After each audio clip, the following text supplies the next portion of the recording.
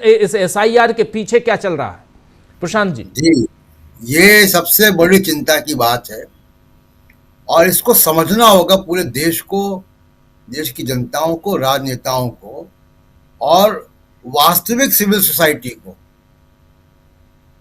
ये किराए के बारातियों को नहीं।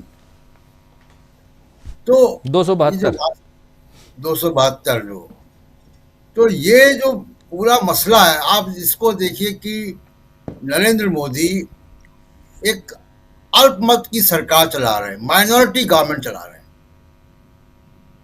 उनकी सरकार जेडीयू और टीडीपी और चिराग पासवान की पार्टी को के समर्थन से चल रही है और छोटे छोटे और दल होंगे, इनके समर्थन से उनकी सरकार चल रही है।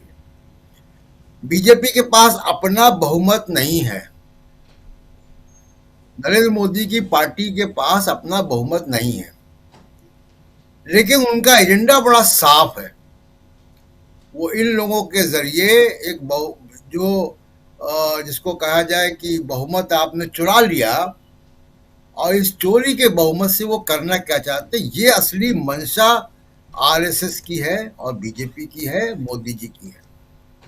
अब मैं इसको बताता हूं। देखिए, पूरे लोकतंत्र का, भारत के लोकतंत्र का अनिल मसीहीकरण हो रहा है। ये ज्ञानेश कुमार भी अनिल मसीह हैं और यही अनिल मसीह के जरिए चंडीगढ़ को पे कब्जा करने की कोशिश की गई थी, वो कामयाब नहीं हुआ, तो अब वो कानून के जरिए की कोशिश की गई कि चंडीगढ़ जो है उसको हम सीधे शासित करें। कुल मिला के मामला वही है कि या तो बीजेपी हो या केंद्र हो।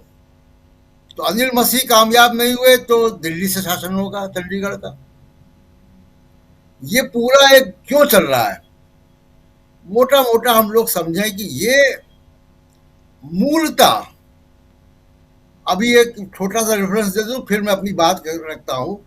अभी जो 29 लेबर लॉज को मर्ज करके 4 कोड बनाए गए,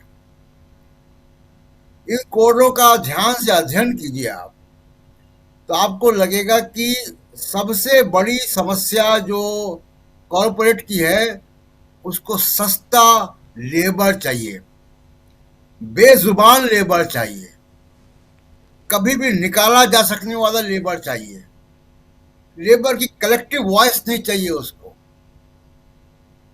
तो ये कोड आ गए।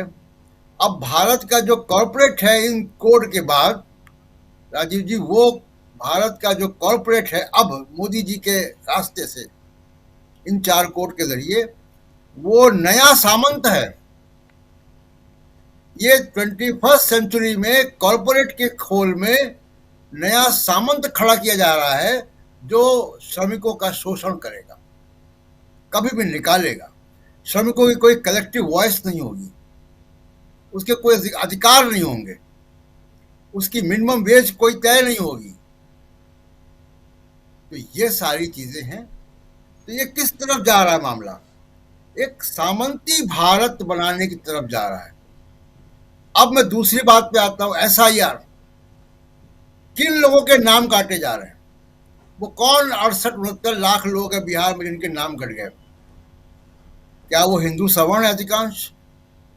अगर इसका अध्ययन किया जाए कि वो किस समाज से आने वाले लोग हैं, तो उसमें 90% से ज्यादा श्रमिक, किसान, छोटे कामगार, छोटे व्यापारी, दलित, मुसलमान, ओबीसी, पिछड़ा वर्ग, इन्हीं लोगों के होंगे। कोठियों और फ्लैटों में रहने वाला हिंदू अपर कास्ट के नाम बच गए होंगे सबके। ये मोदी जी का भारत है। आप याद कीजिए, पटना में हम लोग गांधी मैदान के सामने थे और गांधी मैदान के सामने एक बिल्डिंग है, उसमें लग्जरी गाड़ियों का एक पोस्टर चमकता हुआ लगा हुआ था, और सड़क के उस पार फुटपाथ पे लोग, मजदूर जो बेघर लोग हैं, वो फुटपाथ पे सोते हैं मसहरी लगा के, और वो स्टोव में अपना खाना बनाते हैं वहीं पे बैठ के। जो पटना में देख रहा होगा, अभी गांधी मैदान में जाए, अभी आपको नजारा ही मिल जाएगा। ये दो भारत हैं। जो गांधी मैदान के सामने स्टोव में खाना बना रहा है, रात में सो रहा है, उसका नाम कट जाएगा। उसकी मोदी जी के लोकतंत्र में उसकी जगह नहीं है। आपको अगर लोकतांत्रिक अधिकार चाहिए तो आप फ्लैट में रहें, स्कूटर से चलें, कार से चलें, हवाई जहाज से चलें, AC3 AC2 में ट्रेवल करें। जनरल बोगी में चलने वालों के लिए भारत का लोकतंत्र की सुविधा नहीं है। उनके नाम कट जाएंगे SIR में। तो ये बेसिकली 21st सेंचुरी में एक मनुवाद जो है उसको रीपैकेज करके किया जा रहा है। अब 21st सेंचुरी में आप किसी कान में पिघला हुआ शीशा नहीं डाल सकते, लेकिन उसको अधिकारों से वंचित कर सकते हैं। ये 21st सेंचुरी का पिघला हुआ शीशा है जो ज्ञानेश कुमार के जरिए डाला जा रहा है। अब ये वंचित समाज जो है, अब उसका व्हाइट कॉलर आ रहा है, उसके बुद्धिजीवी आ रहे हैं, उसके लोग सोशल मीडिया पर लिख रहे हैं, उसके लोग प्रोफेसर बन रहे हैं, उसके लोग अपनी बात कह रहे हैं, बड़े प्लेटफॉर्म पे आके बात कह रहे हैं। तो उसको रोकना है। वो कैसे रुकेगा?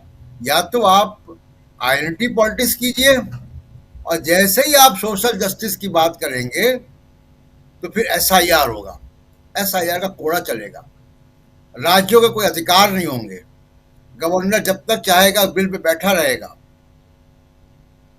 जिसको सुप्रीम कोर्ट ने बड़े अजीब ढंग से परिभाषित भी कर दिया कि एज सून एज पॉसिबल, जिसको हिंदी में कहा जाए अविलंब। उसको सुप्रीम कोर्ट ने कहा कि अविलंब का मतलब होता है अनंत काल,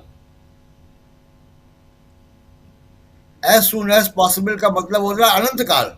ये नई परिभाषा जो है, भारत के संविधान के निर्माताओं ने एज सून एज पॉसिबल क्या सोच के लिखा था कि बिल पे बैठे रहोगे आप 5 साल तक।